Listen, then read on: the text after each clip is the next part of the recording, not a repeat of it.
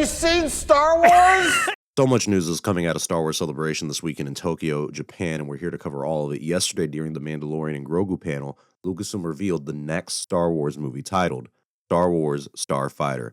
The movie's going to release on May 28th, 2027. The film is directed by Sean Levy and written by Jonathan Trooper, and Ryan Gosling will be the lead star of the movie. According to the reports, this will take place 5 years after Episode 9, The Rise of Skywalker, meaning this is going to be our first post-sequel story, and that brings up a lot of questions like, who will be the villains of this? Is it going to be the Fallen Empire, the First or Final Order? Is it going to be like the Hutts and the cartels or something like that? A lot of questions about what's going to happen post-sequel trilogy. But it also sounds very familiar to what we had with the Patty Jenkins Rogue Squadron film that they announced back in 2020. That was supposed to release in 2023.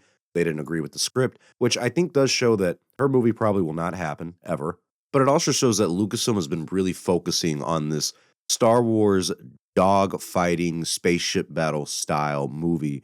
Probably wanted to do a standalone movie about something like X-Wings for many, many years. And I will say I'm a little surprised by the release date for this. Now, both the Mandalorian and Grogu movie and Star Wars Starfighter will release in May of 2026 and 2027.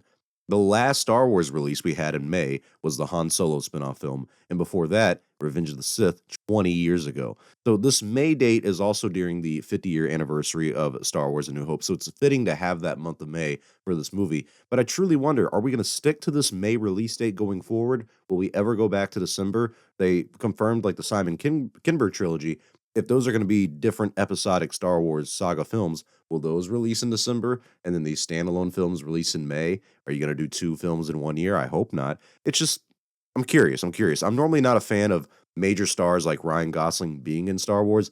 I am, kind of believing what Lucas believed. When you see a star that big, you don't see them as the character that they're playing, but just simply say, hey, it's Ryan Gosling, But to Ryan's credit, he did say the story and the script were just so good that he couldn't say no. And I would argue that Ryan was a great casting choice by Lucasfilm. These days, there aren't a lot of massive A-list movie stars. Tom Cruise, Harrison Ford, that era of movie stars are kind of fading out at the moment, where people will go to see a movie just because one specific actor is in it. But casual audiences, I think, will 100% tune in for a Star Wars movie starring Ryan Gosling. And this will make Starfighter, I think, an easy movie to promote and will increase its box office performance. I mean, truly, people like Ryan Gosling. He is one of those Mickey Mouse Club kids from 20, 30 years ago now. And for a Star Wars movie, their goal is always $1 billion in the box office.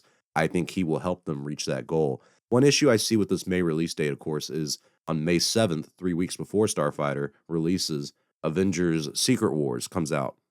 And if you guys remember, Solo: Star Wars Story released around the same time as one of the Avengers movies, and it did not do that well. So I'm wondering what the goal is there. Is there enough time in between the films that it's not going to affect each other's box office?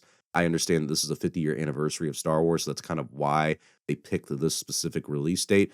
But still, I mean, are we going to stick to May? Are we going to go back to December ever? I'm really curious on what they have planned for the future release dates. I was surprised to see them even announce a new Star Wars movie. This has been in the works apparently since 2022, and I think Lucasfilm is really just wanting to get movies out again and start releasing more Star Wars movies. And this has been described as a standalone movie, and I think right now that is the smartest thing to do. That is the smartest thing. Don't do anything too crazy. Just do a couple standalone films, get the ball rolling again, and then we can move on to like a trilogy. I'd also like to point out that the title and the little intro animation they did for this movie makes me feel kind of nostalgic for some reason.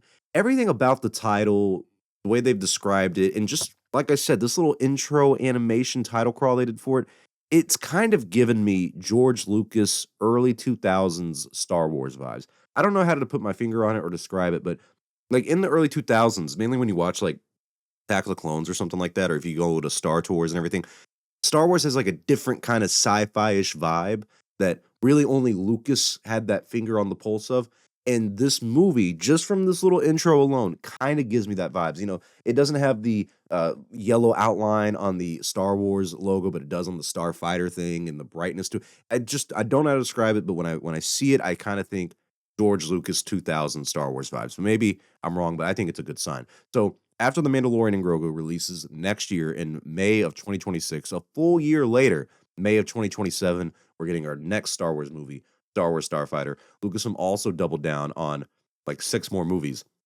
the Rey Star Wars movie, the James Mangold Dawn of the Jedi movie, Taika Waititi's Star Wars movie, and then the three Simon Kinberg trilogy of films that Simon Kinberg is writing at the moment. So that's two movies releasing within the next 3 years, one in 26, one in 27. So there's Mandalorian and Grogu in 2026, Sean Levy in 2027, Star Wars Starfighter. Then we have the Rey Star Wars movie, the Dawn of the Jedi Star Wars movie, and then the Taika Waititi Star Wars movie. That's five right there, plus three more from Simon Kinberg because he's doing a trilogy.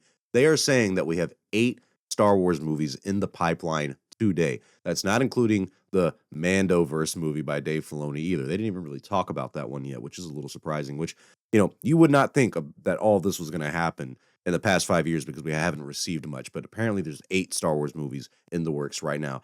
I couldn't really tell you if the Starfighter news is exciting for me or not. I mean, I need to see more about the movie to really be sold on it. I'm super curious on how they're going to handle the story for the Star Wars canon post Rise of Skywalker, and this movie's our first step into that.